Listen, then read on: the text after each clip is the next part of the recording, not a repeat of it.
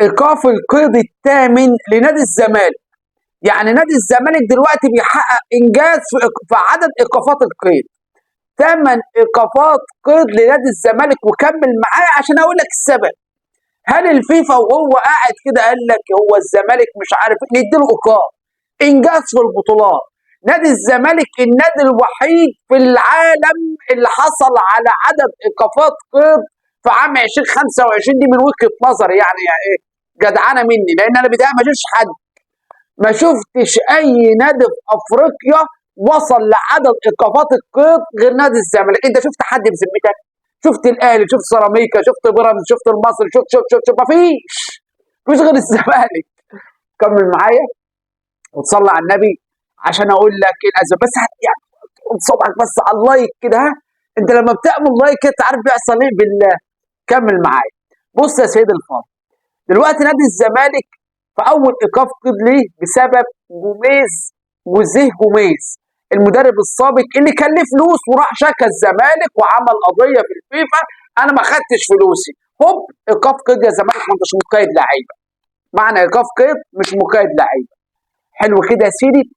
اللي بعد كده مدرب تاني، اللي بعد كده لاعب اشتكى الزمالك كان ليها فلوس وما خدتهاش، لاعب في مدرب في مساعدين مش عارف ايه، بقوا 8 ايقافات.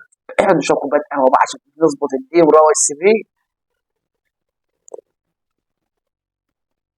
لا حلو حلو. فره بصراحه عشان اعملها بايدي. طيب دلوقتي لما يبقوا 8 ايقافات قيد معناها ايه؟ معناها ان الزمالك مديون بحوالي مليون دولار تقريبا، يعني تقريبا من وجهه نظري مليون دولار. لما يبقى نادي الزمالك مديون تبقى في مشكله كبيره جدا عند النادي. اولا مش هيعرف يقيد لعيبه لا جديده ولا قديمه. يعني الزمالك في الموسم في انتقالات يناير مش هيقيد حد، لا حامد حمدان ولا احمد حمدان ولا يوسف حمدان. انسى يا باشا بقى حته ان هو يقيد لك لعيبه ويعمل لك لعيبه، تنسى الحته دي خالص. خلاص قالوا العشم في الغالي وقلت العشم في الله. يا عم عشم مات يا خالي والناس اخذت عزاء. الزمالك ما عادش مقيد لعيبه تاني بسبب انه وصل لمستوى الليفل الوحش. 8 ايقافات قيد. الزمالك وصل للليفل الوحش. ما فيش نادي لا في مصر ولا بره مصر ولا في الدنيا كلها في عام 2025 وصل لعدد ايقافات القيد الثمانيه دول. اكيد في نوادي بس انا ما اسمعش عنها، ما نسمعش غير عن الزمالك. تحس ان كل الزمالك الزمالك الزمالك. ما فيش ليه؟ فلوس للمدربين ما بتندفعش، ده بند والبند ده مهم جدا. لعيبه لها فلوس ما بتندفعش. طب العيب من مين بقى؟ العيب من مين؟ من اداره نادي الزمالك ولا من مين؟ ما حد يقول لي برضه العيب من مين؟ لا كمان شفته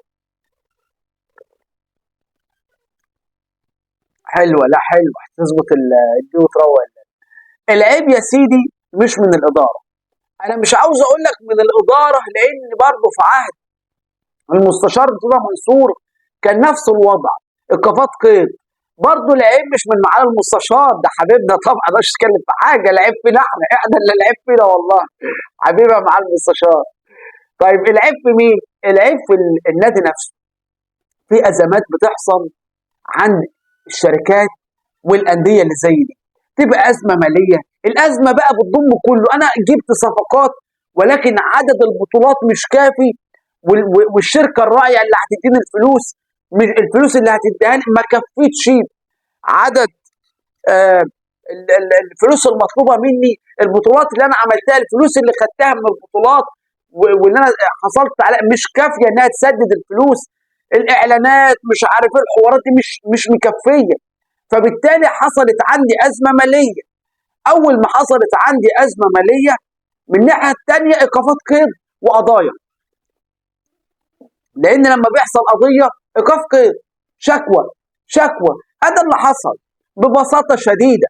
عشان الناس بس اللي طالعه تقول لك اصل الزمالك ايه، الناس اسمها ايه، مضطهدين بتوع الفيفا مضطهدين. لا يا حبيبي ما حدش بيضطهد حد. تم ايقاف لنادي الزمالك بسبب، ركز في الكلام بتاعي، بسبب ان الزمالك عنده مشاكل ماليه. محتاج يحل المشاكل الماليه، ركز معايا، الماليه. بقى دخل الزمالك لو دخل مبلغ محترم في الخزينه، سدد الفلوس اللي عليه، كل الفلوس اللي عليه ايقاف القيد اتشال، بدل الثمانيه يبقوا سبعه، بدل السبعه يبقوا سته، بدل السته يبقوا خمسه، اربعه، ثلاثه، اثنين، صفر، مفيش، خلاص مفيش ايقافات قيد. فالمطلوب ان الزمالك حد يدعمه بمبلغ محترم مالي كبير، الايقافات تتشال، بشرط انت ما تدعمش الزمالك بفلوس، ركز معايا، والزمالك ما ياخدش بطوله الدوري، والزمالك ما ياخدش بطوله الكونفدراليه الافريقيه، الزمالك ما ياخدش بطوله كاس عاصمه مصر، الزمالك ما ياخدش، لازم الزمالك ياخد البطولات دي كلها. ليه؟ كسب بطوله الدوري المصري، دخل له فلوس، الشركه الراعيه بدات الدنيا تظبط معاها، اعلانات تزيد، مش عارف ايه، خد الكونفدراليه الافريقيه اعلانات برضه كتيره، دخل له فلوس من البطوله، خد مبلغ من البطوله كام مليون دولار تقريبا، حاجه، طب مش متذكر، بس دخل له من هنا ودخل له من هنا، اصبح ان الزمالك بقى عنده دخل من البطولات، الدوري المصري، الكونفدراليه الافريقيه، بقى انا عندي دخل، انا عندي دخل، الشركات الراعيه بتجري ورايا. يعني في شركه راعيه مش متذكر اسمها، كان اسمها بتاع البسكوت، مش فاكر اسمها ايه تقريبا، متعاقده جديده مع نادي الزمالك، الشركات دي هتضخ الزمالك فلوس، فلما تضخ الزمالك هيحل الازمه الماليه والموضوع هيخلص ببساطه. بس الفكره كلها ان الازمه الماليه تتحل، فعشان تتحل الازمه الماليه لازم زي ما قلت لك يتضخ في نادي الزمالك من البدايه، مفيش حل تاني. تقول لي هيكسب الدوري على وضعه، هيكون نص اللعيبه ماشيه واللعيبه عاوزه فلوس. تقول لي هيكسب الكونفدراليه الافريقيه على وضعه، بقول لك ممكن ما يكونش معاهم فلوس اساسا يدفعوا تذاكر الطيران والمش عارف الاقامه ايه وفندق ايه والحوارات دي كلها، فالموضوع بيبقى صعب شويه.